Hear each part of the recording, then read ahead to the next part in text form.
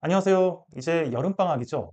아이들 중에서 보면 수학 문제를 풀 때 문장제로 되어 있거나 서술형 형태의 문제들 아니면 사고력 수학 같은 문제들을 굉장히 싫어하는 아이들이 있습니다. 일단 문장이 길고 그러면 복잡해서 읽기도 싫어하는 거고 뭔가 응용이 되고 생각을 해야 되는 문제들은 아예 생각하기도 싫어하는 거죠. 이런 아이들에게 사고력 수학 문제집을 던져주거나 혹은 최상위 어려운 문장제 문제들을 던져주면 아이들은 더욱더 하기 싫어하고 풀기 싫어합니다. 오히려 수학을 더욱 싫어하는 부작용이 생길 수도 있는 것이죠. 자, 이런 것들을 극복하면서 아이들이 좀 더 수학과 친해지고 문장제 문제들, 그리고 서술형 문제들, 아니면 사고력과 관련된 수학 문제들을 쉽게 접하면서 그것들을 풀어가는 과정에서 수학을 좋아하게 되는 좋은 방법이 있어서 소개를 해드리도록 하겠습니다.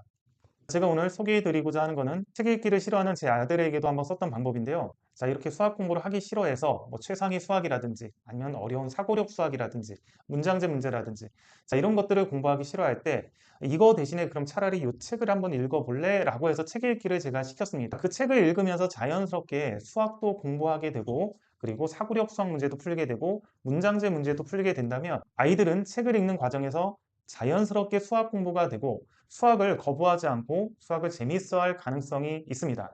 자, 그런데 이런 수학 내용을 포함하고 있는 동화책이 재미있기까지 한다면 금상첨화겠죠. 자, 그래서 제가 이번 여름방학 때 자녀들에게 재미있는 동화책을 읽으면서 자연스럽게 사고력 수학 문제도 풀고 문장제로 되어 있는 그런 수학 문제들, 응용 문제들에도 익숙해질 수 있는 그러한 동화책을 소개를 해드리도록 하겠습니다. 자, 아이들은 이런 그림이 있는 동화책을 읽게 됩니다. 동화책의 스토리는 꽤 재미가 있습니다. 자, 이런 동화책을 읽는 과정에서 이러한 어떤 수학 문제들이 들어갑니다. 자, 이 문제는 그 사고력 수학 문제고요. 책을 읽으면서 이런 사고력 수학 문제들을 자연스럽게 익히고 본인이 풀게 되는 거죠.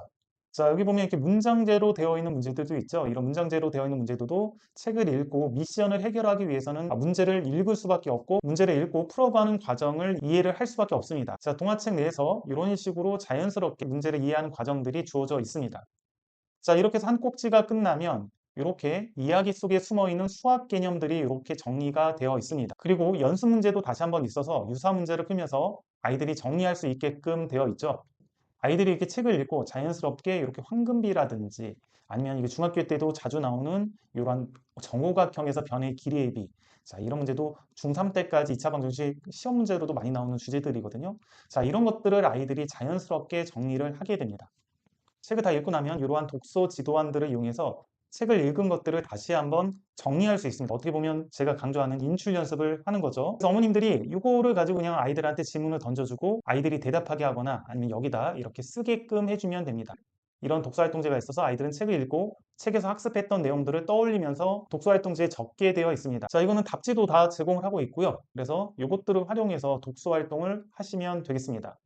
자, 여름방학에 사고력 수학 혹은 문장제 문제들, 자, 창의적이고 응용적인 문제들, 자, 이런 것들을 생각하기 싫어하고 풀기 싫어하는 아이들에게 자연스럽게 동화책을 읽으면서 이런 수학 문제에 대해서 접근하고 그리고 그 수학 문제가 재밌다라는 것도 느끼게 되고 그리고 각 꼭지가 끝나면 맨 뒤에서 다시 한번 정리하는 과정을 거치면서 그 수학 내용들을 정리할 수 있고요. 마지막으로는 독서활동지를 통해서 인출 연습도 병행을 하고 이것들이 메타인지 능력을 높여준다라고 제가 얘기를 했었죠. 자기가 뭔가 학습한 내용들에 대해서 얼마나 알고 있는지 그것들을 대답하는 과정에서 본인들이 머리에 저장시키는 그런 느낌들을 알게 됩니다. 자, 이런 학습을 할 수 있는 좋은 수학 동화책들을 소개를 해드렸습니다. 자, 이 책들은 수상한 수학 과목 아이들 그리고 수상한 수학 동굴 아이들입니다. 자, 이 두 권의 책은 수상한 수학 과목 아이들이 1부고 수상한 수학 동굴 아이들이 2부지만 책 내용이 약간은 독립적으로 되어 있기 때문에 1권만 읽거나 2권만 읽어도 상관은 없습니다. 자, 이 두 책 모두 제가 집필을 했습니다. 책 내용 자체도 굉장히 재밌고 거기 들어있는 수학 내용도 수준이 높고 알차고 좋은 내용들이라서 여름방학 때 자녀들에게 꼭 한번 읽어보라고 추천을 해주고 싶었습니다. 자, 오늘은 재밌는 동화책을 읽으면서 자연스럽게 사고력 수학도 접하고 문장제 문제들, 응용 문제들 이런 것들에 대해서 익숙해지고 수학에 대해서 좀 더 친해질 수 있는 그런 수학 동화책 두 권을 소개를 해드렸습니다. 특히 독서활동지를 제공하고 있기 때문에 책을 다 읽고 나서 자연스럽게 개념 테스트에 해당이 되는 거죠. 그런 인출 연습도 할 수 있다는 것들을 말씀을 드리겠습니다. 여기까지 하겠습니다.